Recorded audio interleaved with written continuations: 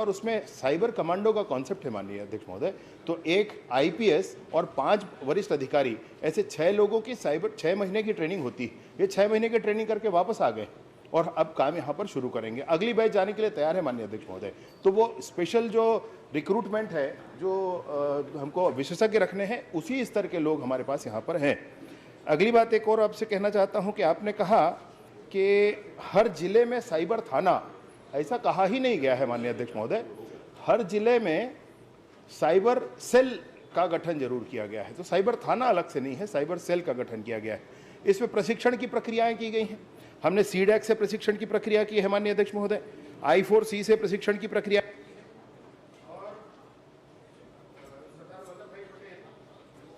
सरदार वल्लभ भाई Patel national police academy, इससे भी प्रशिक्षण की प्रक्रिया की है। और ऑनलाइन प्रशिक्षण की प्रक्रिया लगभग हर हफ्ते हर थाने में चलती है। इस तरीके से हम इसने नॉलेज बेस बढ़ाने के लिए आगे बढ़ रहे हैं और जल्द ही आगे आएंगे। आंकड़े जो आपराधिक प्रकरण दर्ज होने के हैं, मैं माननीय सदस्य से भी कहना चाहता हूं कि AI के टूल पर आप उतना विश्वास ना करें, क्योंकि AI के टूल पर पहले जिसने भी कुछ बताया होगा वो उसको स्टोर करके उसी को आपको बता देता है। एक ऐसी घटना आप उसमें लें जिसमें आप बताएं कि आज दिनांक को ऐसा ऐसा हुआ, कल कोई और दूसरा उससे पूछेगा तो आपकी घटना को उसमें बता देगा। तो AI उतने परफेक्शन से अभी काम नहीं कर रहा है, पुलिस के डाटाबेस पर एक्सेस AI का नहीं है, और इसलिए जो आंकड़ा पुलिस के द्वारा दिया गया, विभाग के द्वारा दिया गया है, कृपया आप उसी को ध्यान करें।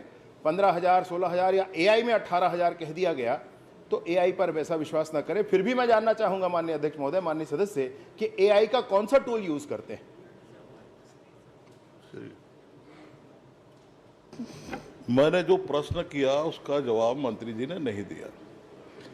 मैंने प्रश्न किया कि क्या आपके थाने सक्षम है क्या, कि या फिर कोई रिपोर्ट लिखाता, अपराध दर्ज कराता है तो आप रेगुलर थाने के अंदर में भेज देते हैं क्या? मेरा एक ये प्रश्न है। AI के अलावा जो है NCR भी जो है वो भी आपका कह रहा है कि जो डाटा के बारे में, और जो 16,000 से अधिक बता रहा है NCR भी बता रहा है। और एक प्रतिष्ठित अखबार ने छापा है, मैंने पूछा उससे तो उसने कहा कि PHQ से मैंने पता किया है।